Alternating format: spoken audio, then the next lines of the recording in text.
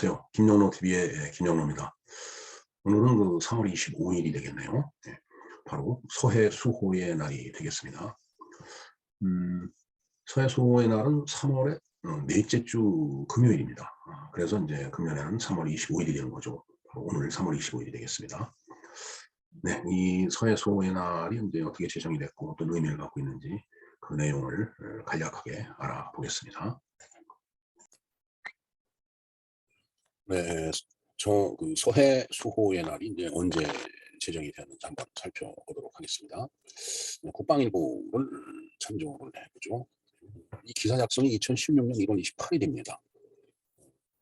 8년 전, 6년 전이네요. 6년 전에 이제 작성이 된 기사인데, 자 볼까요? 북한의 끊임없는 도발에 맞서 국민 안보 의식을 결집하기 위한 정부 차원의 행사가 마련됐다. 정부는 28일 황교안 국무총리 주재로 열린 국가정책조정회의에서 매년 3월 넷째 주 금요일을 서해수호의 날로 지정하는 방안을 확정했다. 서해수호의 날은 입법예고와 법제심사, 국무회의, 심의 등을 거쳐 법정 기념일로 지정이 된다. 서해수호의 날은 제2연평해전 천안함 피격, 연평도 포격 도발을 기록하고 희생자를 추모하는 날이다. 제1회 행사는 3월 25일 국립대전현충원에서 거행될 예정이며 지역별 안보 결의 행사도 함께 추진한다. 서해수호 정부 행사 이후에도 당일 사건별 의식 행사는 각군 주관으로 계속된다. 정부 관계자는 서해수호의 날은 나라를 위해 목숨 바친 호국 영웅들을 추모하고 국가안보의 소중함을 되새기기 위해 제정했다며 국민의 마음을 하나로 모으는 안보 결의 행사가 될 수 있도록 내실 있게 준비할 방침이다. 네, 이렇게 그 기사가 되어 있습니다. 기사에도 잠깐 나왔지만은 이제 개의 그 도발은 끊임없이 진행이 되어 왔죠. 네. 제가 그 날짜 이야기라는 그 김영로 TV를 통해 갖고 여러 번 그런 방송을 했습니다. 121 사태라든가, 그다음에 울진 삼척지구, 그다음에 칼기 납치 사건, 그다음에 칼기 폭파 사건 아직 제가 안 한 것 같으네요. 항산 테러도 사건도 있고, 며칠 뒤에 방송을 할 요도호 납치 사건이 있습니다. 이 요도라는 건 일본 비행기예요. 일본 비행기를 그때 당시에 그 적군파가 납치를 해갖고서 이제 북한으로 이제 그 하이제킹을 해서 이제 몰고 가다가 그 김포공항에 착륙을 했었죠. 그래서 이제 제가 기억이 납니다. 그때 그 상황이. 하여튼 뭐 결국은 이제 뭐 일본 쪽까지 껴갖고 협상을 해서 이제 비행기가 결국은 이제 북으로 넘어갔죠. 그다음에 이제 뭐 기사에 나왔지만 연평해전이 2차례 걸쳐 있었고 연평도 포격 사태가 있었고 얼마 전에 뭐 한박도 얘기도 있었습니다. 그런가 하면은 이제 교회가 이제 핵을 개발을 했죠. 그리고 미사일을 이제 수도 없이 쏘내고 뭐 오늘도 쏜 거, 어제죠. 어제도 쏜 걸로 보도가 된 것 같은데. 뭐 북의 도발은 끊임없습니다. 여기에 지금 북한이 끊임없는 도발에 맞선다라고 돼 있는데 이게 너무 이런 일들이 일상화가 되고 그다음에 시간이 많이 이제 지나다 보니까 감각이 무뎌진 것 같아요. 일종의 그 북의 그 도발에 대해서 이제 우리 국민들 이 심리 속에 그 내성이 생긴 거 아닌가 하는 생각도 해봅니다. 어쨌든 이 공산주의자들과의 싸움은 끝이 없습니다.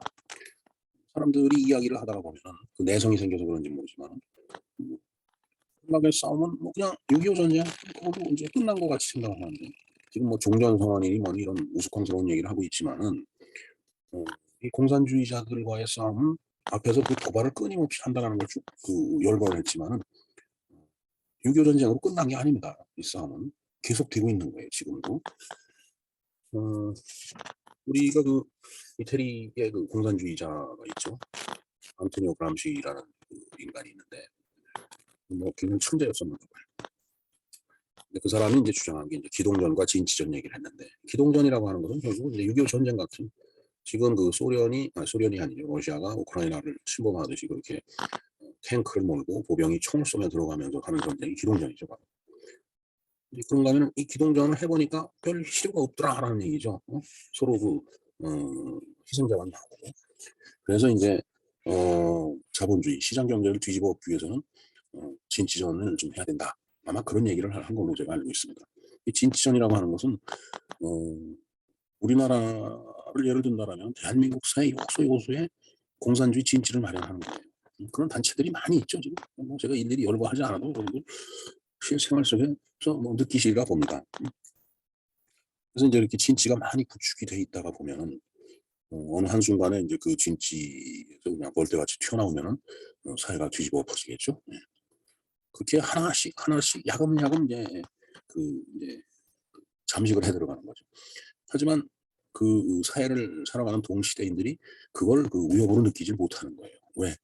눈앞에 보이는 건 뭐 피를 흘리고 뭐 총을 쏘고 하는 그런 전쟁이 아니니까 그냥 뭐 그런가 보다. 그러면서 그게 일상화가 되다 보니까 뭐 요즘 세상에 간첩이 어디 있어요 하는 그런 철딱선이 없는 그 정치 지도자가 나오는가 하면은 정말 어, 그 어떤 그 사회에 대한 사회 변혁에 대한 어떤 경각심 뭐 이런 것들을 경종 같은 것들이 좀 없는 겁니다.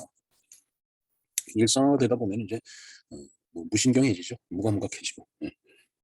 정말 그야말로 이제 죽음이 이제 코앞에 딱 다가와야만 그때 아 그런 건가? 뭐 이런 생각을 할 가능성이 이제 커지는 그런 상황이 지금 우리 상황이 아닌가 하는 생각을 해봅니다. 저는 이제 가끔 그 아버지가 6.25 전쟁 때, 6.25 사변 때 이제 우리가 이제 밀려서 낙동강까지 이제 밀려갔었죠. 그리고 이제 어, 그 인천 상륙 작전은 이제 메가당군이 이제 지휘를 하면서 이제 9월 28일 날, 50년 9월 28일 날 서울을 수복을 하죠. 그 사이 6월 25일 이후에 저희 아버지가 사셨던 제 고향, 그 고향이 소위 그 인민군 수중에 넘어가고, 그다음에 이제 9.28 수복에 의해서 다시 그 이제 국군이 올라오면서 회복된 그 시간, 그 어떻게 보면 한 2, 3개월 아주 짧은 그 기간이었는데 아버지 일기에 보면은 이제 그런 표현이 있어요. 인민군들은 와서 잔악한 행위를 안 했다 이거예요. 뭐 물론 이제 어떤 공격 목표가 있으니까 계속 이제 뭐 진격을 해서 이제 남쪽으로 내려갔겠죠. 이미 정규군은. 근데 이제 문제는 이 지방에서 자생적으로 발생된 그 지방 빨갱이, 이 빨갱이들이 바로를 하는데 그게 더 힘들고 무서웠다라는 얘기예요. 잔악하게 그냥 인민재판을 회부하고 사람 죽이는 것을 그냥 식은 죽 먹기 같이 이렇게 그 행동하면서 뭐 소위 그 대한민국 그 정부, 경찰, 뭐 군인 가족 이런 사람들을 전부 다 그냥 처형을 하고 하는 그런 그 일을 하는데 인민군이 한 게 아니고 국계군이 한 게 아니고 지방 빨갱이들이 나서서 하더라고요. 엊그제만 하더라도 서로 얼굴 맞대고 술 한잔 기울이고 또 그 동료가 그렇게 친구가 그렇게 변해더란 얘기를 그 일기에 써놓으신 걸 제가 읽어봤습니다. 정말 그렇죠. 지금 요즘 세상에 빨갱이가 어디 있고 그다음에 간첩이 어디 있느냐라고 이렇게 태평성대 같은 세월을 보내다가 어느 날 아침에 눈을 딱 뜨고 나니까 붉은 한 장을 차고서 그냥 목에다가 죽창을 여누고 그런 그 사람들이 눈을 떴을 때 딱 보면은 그때 기분이 어떨까요? 심지어는 그 대상이 뭐 형제라든가 아니면은 뭐 자식이라든가 참 극단적인 비유지만은 그때서야 이 세상이 그런 거였구나. 공산주의자들과의 싸움이라는 게 이런 거구나. 그때는 이제 이미 늦은 거예요. 그래서 정말 우리가 소위 그 이제 참 이런 그 어떤 국가 안보적인 사건을 이제 기리기 위해서 또 희생자들의 어떤 영혼을 추모하기 위해서 이제 서해 수호의 날이라고 이렇게 제정해놨는데 그런 그 기념식에도 가지 않는 그런 국가 지도자, 그런 지도자가 아니라고 봅니다. 저는 심판받아야 될 사람들이라고 보고요.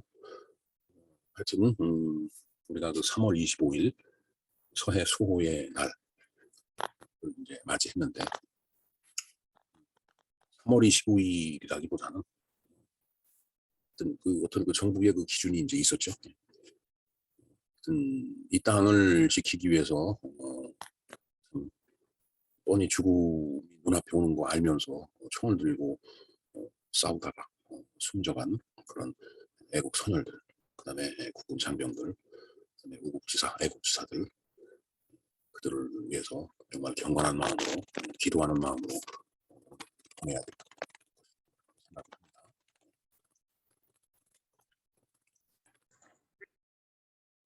네, 이상과 같이 서해 수호의 날에 대해서 그 내용을 간략히 알아보았습니다.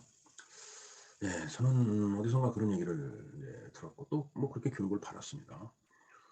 물론 뭐 인간이 그 태어나는 것이 자기 의지에 의해서 태어나는 건 아니죠. 뭐 그러나 뭐 어쨌든 이 땅에 태어났어요. 이 땅에 태어나서 이 땅에 발을 딛고 이 땅의 자양동물을 이제 먹고 성장을 하는 거죠.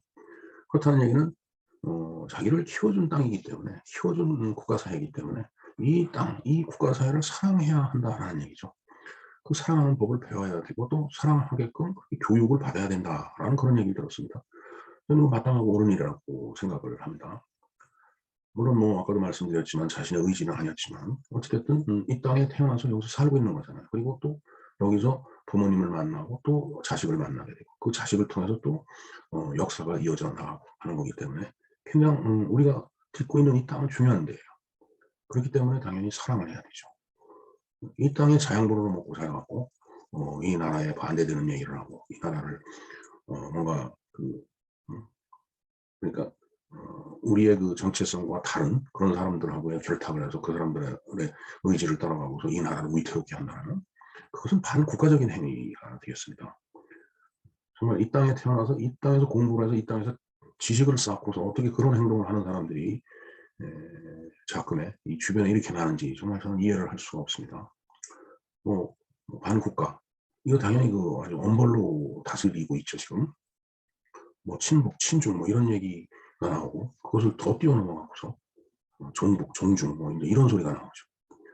뭐 이념이 정말 그렇게 이제 갈라놓은 건지는 모르겠는데 뭐 중국은 태산이고 우리는 뭐 앞동네 그 조그만 동산이고 중국은 커다란 말이고 우리는 그 엉덩이에 올라타고 있는 파리 같은 존재다. 이따구 소리를 하는 그런 정치 지도자들. 정말 심판받아야 마땅한 그 인간들입니다. 그런 말을 꿈이나 대고 할 수가 없는 거죠. 뭐 만절필동인가 뭐 하는 그런 말이 있죠. 양자강이 그냥 뭐